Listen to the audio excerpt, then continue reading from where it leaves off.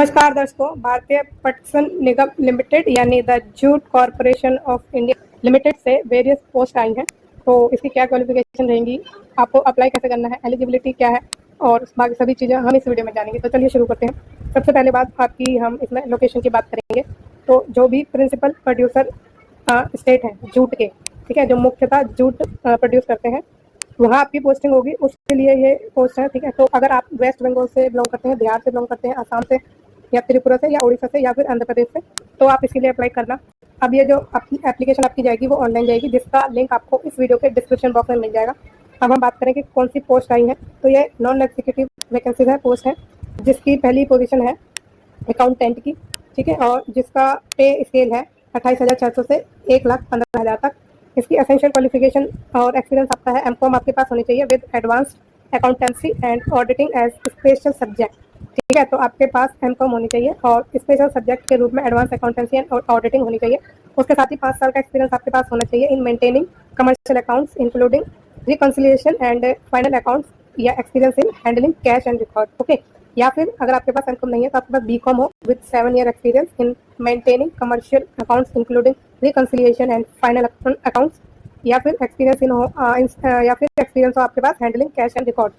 ठीक है, और नंबर ऑफ वैकेंसीज है इसमें 23, जिसमें एससी की है 4, एसटी की है 2, ओबीसी की है 5, ईडब्ल्यूएस की है 2 और अनरिजर्व के लिए है 3। फिर नेक्स्ट हमारी पोजीशन है जूनियर असिस्टेंट की, जिसका इनिशियल पे जो आपको रहेगा पे स्केल वो रहेगा 21,500 से 86,000 का। और अच्छा, जो एज लिमिट है ना वो 30 साल है। ठीक है, सबकी 30 साल ही है। और बात कर लेते हैं हम जूनियर असिस्टेंट की, तो इसकी क्वालिफिकेशन है ग्रेजुएट और equivalent from recognised university with experience in using computers, MS Word या MS Excel. Minimum typing speed is 40 word minute. तो जूनियर असिस्टेंट के लिए आप ग्रेजुएट होने चाहिए और आपके पास एक्सपीरियंस होना चाहिए। कोई साल मेंशन नहीं किया है इसमें, 6 महीने का भी अगर आपके पास एक्सपीरियंस है तो आप भर देना। एमएस वर्ड या एमएस एक्सेल में आपके पास एक्सपीरियंस होना चाहिए और टाइपिंग स्पीड आपकी 40 वर्ड पर मिनट होनी चाहिए। इसमें आपकी टोटल वैकेंसी आई है 25, जिसमें एससी की है 4, एसटी की है 2, ओबीसी की है 6, ईडब्ल्यूएस की है 2, अनरिजर्व की है 11। फिर नेक्स्ट है जूनियर इंस्पेक्टर, जिसका पे स्केल है 21,500 से 86,500 का, और इसके लिए आपको 12th पास होना चाहिए। Sale of raw jute, its grading and sorting, या फिर बेलिंग में, या फिर स्टोरेज में, या फिर ट्रांसपोर्टेशन में।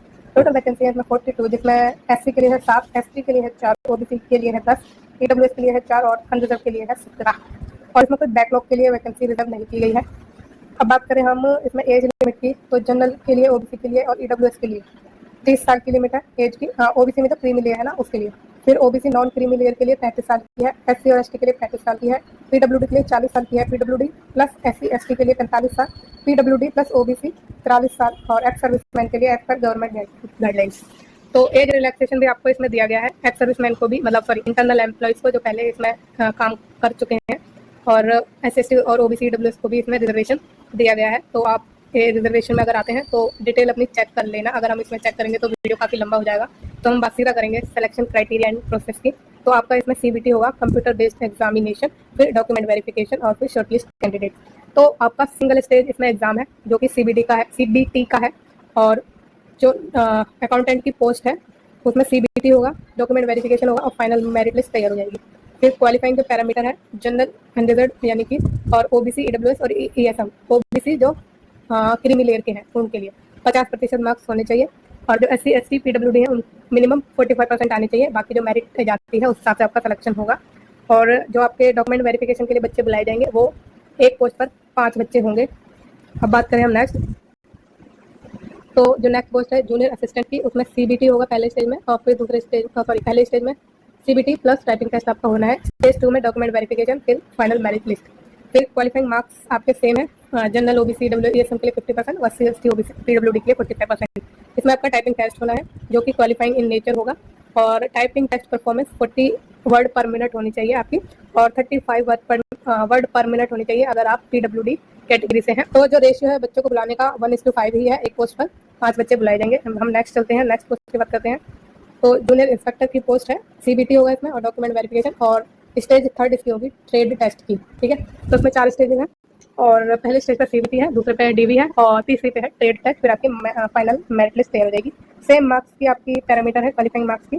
फिर हम नेक्स्ट बात करें तो जो आपके क्वालिफाइंग पैरामीटर है ट्रेड टेस्ट के लिए, उसमें आपको 60% मार्क्स आने चाहिए अगर आप जनरल के हैं, ओबीसी के हैं या ईडब्ल्यूएस के हैं। फिर 55% मार्क्स होने चाहिए अगर आप एससी एसटी से बिलोंग करते हैं।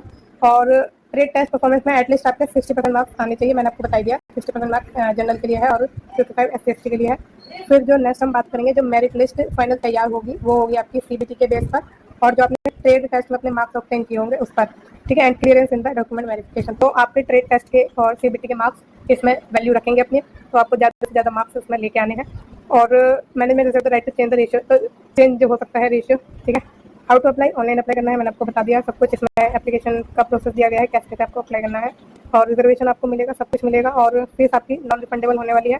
SC/ST PWD कैटेगरी के लिए कोई भी फीस नहीं है और जो अनरिजर्व्ड है OBC है, क्रीमी लेयर और non creamy layer, EWS and internal candidates are required to pay non refundable application fee of 250 रुपये, 250 रुपये SC/ST और PWD के अलावा सभी को देने हैं, चाहे वो OBC हो चाहे EWS है, चाहे कोई भी हो, ठीक है। बस SC/ST PWD नहीं होनी चाहिए।